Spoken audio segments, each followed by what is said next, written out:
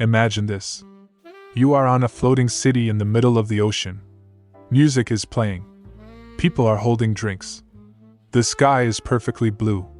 And somewhere beyond the horizon, a wall of wind the size of an entire country is moving straight toward you. What really happens if a cruise ship sails into a hurricane? Not a small storm. Not rough waves. A full Category 5 hurricane with 150-mile-per-hour winds and waves taller than buildings. Would it snap in half? Would it flip over? Or is it secretly built to survive something that powerful? The truth is more intense than most people realize. And the most dangerous moment is not when the first wave hits. It is what happens after. Cruise ships are not small boats. The largest ones weigh over 200,000 tons. They carry up to 7,000 passengers and crew. They are engineered like floating fortresses, with reinforced steel hulls, advanced radar systems, and even their own onboard meteorologists. They track storms days in advance. Routes are changed early. Ports are swapped. Entire itineraries get rewritten just to avoid bad weather. So how could a cruise ship ever end up near a hurricane? Because hurricanes do not always behave. They shift. They speed up. They change direction in hours. And sometimes the ship is already too close when the forecast updates. Now picture this. The captain receives new data. The storm has strengthened. It has turned unexpectedly. The projected path now overlaps with the ship's current route. Turning around is not instant. These vessels move at around 20 to 25 miles per hour. A hurricane can move at a similar speed, sometimes faster. If the ship cannot outrun it, there is only one option left. Face it. But here is where things get interesting. Cruise ships are actually designed to handle extreme weather. They are tested against massive waves and brutal winds. The hull is built to flex slightly instead of crack. Stabilizers extend from the sides underwater to reduce rolling. Ballast tanks shift water internally to maintain balance. In normal storms, passengers might feel some movement. Maybe plates slide slightly. Maybe the pool water ripples dramatically. In a hurricane, that is a completely different story. Waves in a Category 5 hurricane can reach 50 to 60 feet high. That is the height of a 5-story building. And these are not gentle swells. They are moving mountains of water crashing with enormous force. When the first outer bands hit, the sky darkens fast.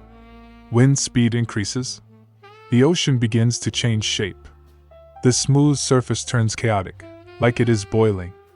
Inside the ship, most passengers still do not understand what is coming. Announcements begin. Activities are cancelled. Outdoor decks are closed. Crew members start securing loose furniture. Pool areas are drained. Glass doors are reinforced. And then the real motion starts. A cruise ship does not bounce like a small boat. It moves slowly and heavily. When a massive wave lifts the front, the entire structure rises like an elevator. Then it drops. Not gently. The drop can feel like a brief moment of weightlessness. Glasses rattle. Cabinets shake. People grab walls for support. But here is something most people do not know. The real danger is not the waves hitting from the front. It is when they hit from the side. If a wave strikes directly from the front, the ship cuts through it. The bow is designed for that. The real threat happens if the ship gets turned sideways to the waves, a position called broadside. When that happens, stability becomes everything. The ship can begin to roll. 10 degrees, 15 degrees, 20 degrees. At around 20 degrees of tilt, walking becomes difficult. Furniture slides. Elevators automatically shut down. Crew members move through corridors, bracing themselves against walls. Passengers start to panic. Imagine standing in a hallway that suddenly feels like a steep hill. The carpet under your feet is no longer flat. Plates in the buffet crash to the floor. Somewhere above you, something heavy slams against a wall. Now multiply that feeling by thousands of people experiencing it at once. This is the moment when psychology becomes as important as engineering. Cruise ships are designed with redundant systems. Multiple engines. backup generators, emergency lighting, watertight compartments that can seal automatically if flooding is detected. But fear spreads faster than water.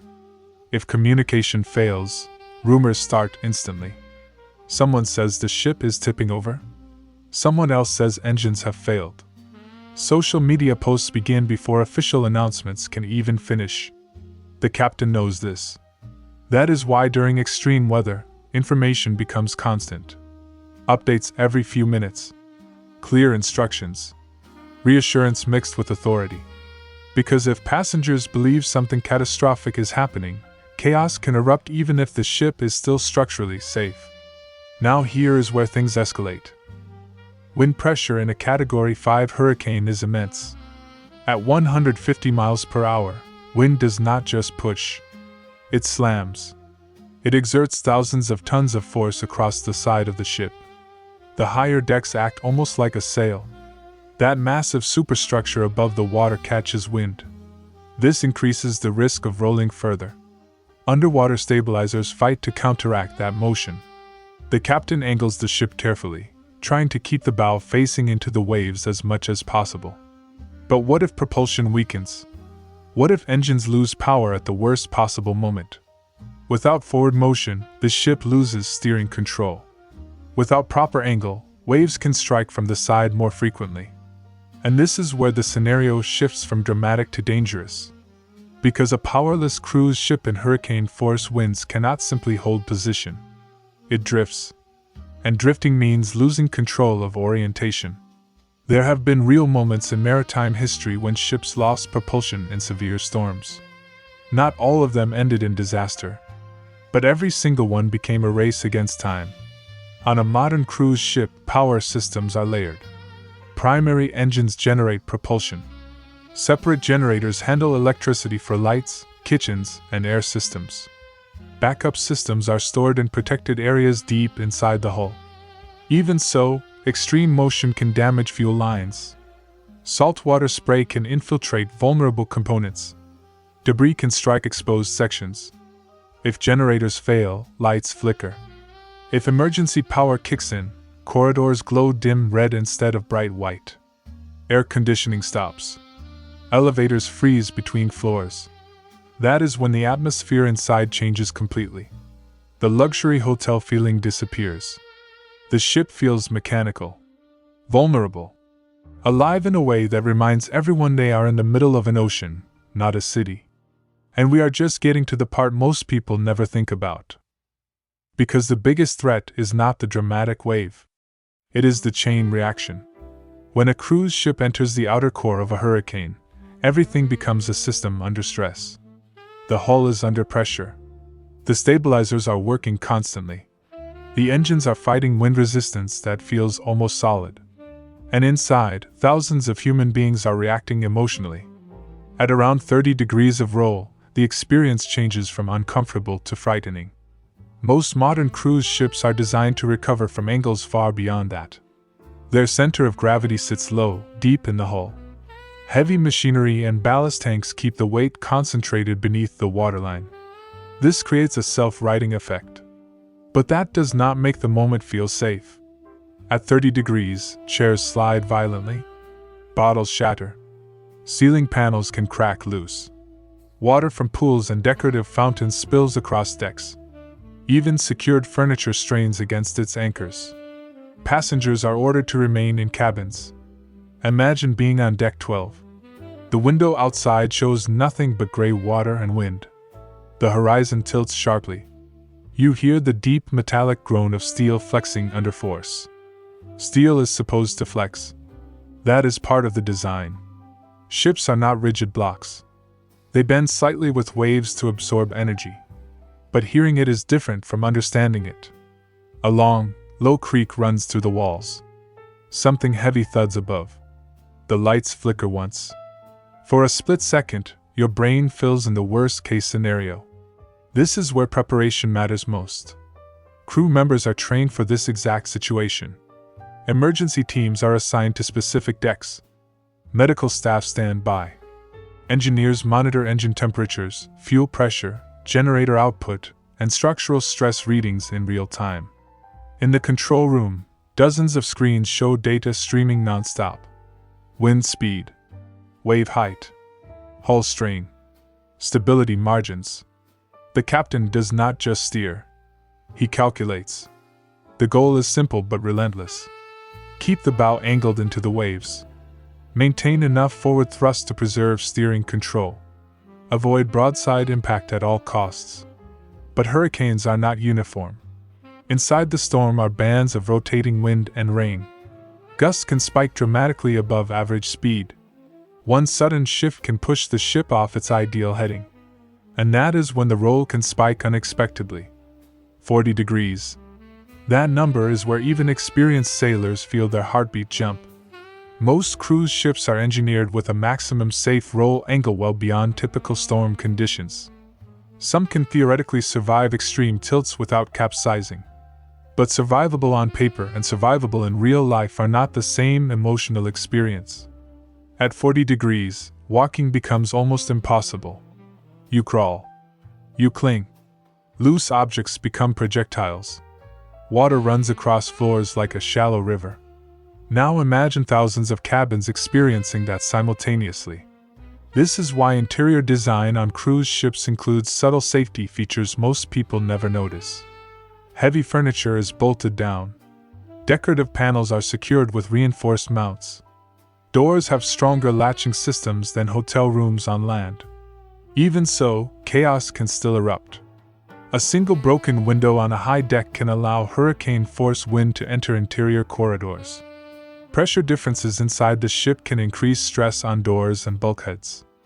That is why exterior areas are sealed early.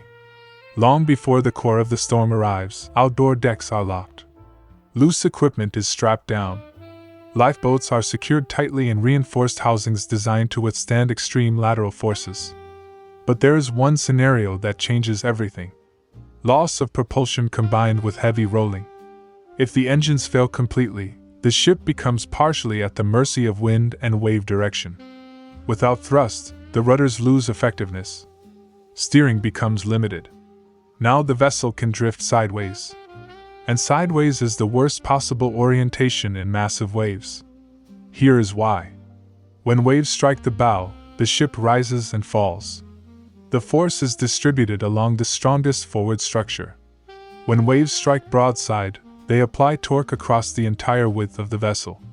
This increases rolling dramatically. If consecutive waves hit in rhythm with the ship's natural roll frequency, something called resonance can occur. Each wave amplifies the motion instead of canceling it. This is rare. But in extreme seas, rare is not impossible. Engineers calculate for this. Stabilizers extend outward underwater like wings. These fins generate counteracting forces to reduce roll. Ballast systems pump water between tanks to shift weight dynamically. Even then, the margin for error shrinks as storm intensity increases. Now let us address the question directly. Can a modern cruise ship actually flip in a hurricane? Technically, yes. Realistically, it is extraordinarily unlikely. To capsize, a cruise ship would need a combination of extreme roll angle, structural compromise, and sustained force that exceeds design tolerances. These vessels are built under strict international maritime safety standards. They undergo stability testing long before carrying passengers. But there is a critical detail most people miss. Cruise ships are not designed to intentionally enter the eye wall of a Category 5 hurricane. They are designed to avoid it. Avoidance is the true safety system. Meteorological teams track storms days in advance. Satellite data updates hourly. Route changes are often made when a storm is still hundreds of miles away. Captains do not gamble with hurricanes. However, weather forecasting is not perfect. Rapid intensification can occur within 24 hours. A storm predicted as Category 2 can explode into Category 5 faster than expected. If a ship is already within range when that happens, options shrink fast. And here is the part that rarely makes headlines. Even if the ship survives structurally, the aftermath can be severe. Flooded lower compartments from wave impact. Damaged communication systems. Injured passengers from falls during extreme rolling. electrical systems that require inspection before full power is restored. The storm may pass, but the situation is far from over. Ports may be closed due to damage. Rescue vessels may not be able to approach immediately. Helicopter evacuation in hurricane-force winds is nearly impossible. The ship could be forced to ride out residual storm conditions for hours after the worst has passed. Inside, food service becomes limited. Water usage is rationed if desalination systems are affected. Cruise ships extend far beyond normal hours. And yet, in the vast majority of real-world cases, cruise ships that encounter severe storms do survive. Bruised, shaken, but afloat. Which leads to a surprising conclusion. The scariest part of a cruise ship entering a hurricane is not the cinematic moment of a giant wave crashing over the bow. It is the uncertainty of systems under extreme, sustained stress. Steel bending but not breaking. Engines roaring at maximum output. Stabilizers fighting physics. And thousands of people waiting in cabins, listening to the wind howl against reinforced glass, wondering if the next movement will be worse than the last. But there is one final detail that changes how you see this entire scenario. And it has nothing to do with the ship itself. It has to do with time. Because hurricanes are not just powerful. They are unpredictable. Even the most advanced forecasting models can shift suddenly. A slight change in ocean temperature. A minor adjustment in wind shear. A wobble in the storm's eye. And the projected path moves dozens of miles. Out at sea, dozens of miles is everything. A cruise ship captain makes decisions based on projected cones and probabilities. If the storm shifts 10 hours earlier than expected, the window to escape can close fast. And here is what most passengers never realize. The most dangerous moment is not when the hurricane is directly overhead. It is the transition period. When the ship is trying to outrun it. When the engines are pushed harder than usual. When fuel calculations are being rechecked. When alternate ports are already shutting down. Imagine this scenario. The ship diverts to avoid the storm. The original port of call is now directly in the hurricane's path. The backup port closes because of incoming weather. A third option is hundreds of miles away. The captain now faces a decision. Sail longer into rough seas to reach safety. Or attempt to skirt the edge of the storm and risk worsening conditions. Neither option feels comfortable. This is the quiet tension that never appears in cruise brochures. It is not about dramatic capsizing. It is about logistics under pressure. Navigation becomes a chess match against a rotating system of wind and water. Every hour matters. Every adjustment changes fuel consumption. Every mile alters the angle of wave impact. And while this is happening on the bridge, thousands of passengers are watching the horizon from behind reinforced glass, trying to read the sky. The strange part is this. Modern cruise ships are engineering marvels. Their stability systems are extraordinary. Their hulls are resilient. Their crews are trained for worst-case scenarios. But they are still human-operated machines inside a natural system that does not care about design limits. That is why cruise lines almost always avoid hurricanes entirely.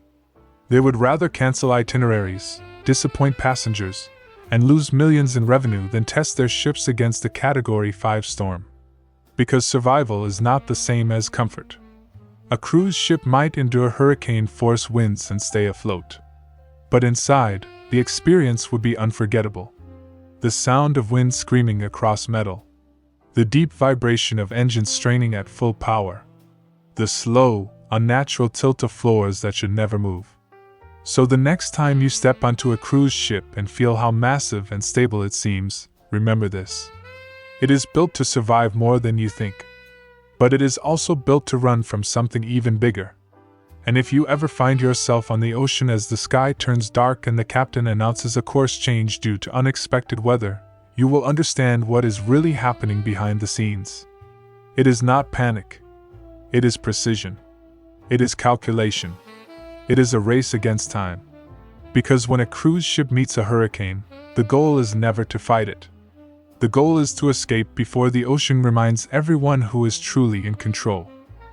If this video was worth your time, A like is the best way to support our channel. And if you'd like to be here for what comes next, subscribe and stay with us. There is always more ahead. As always, stay curious, and I'll see you at sea.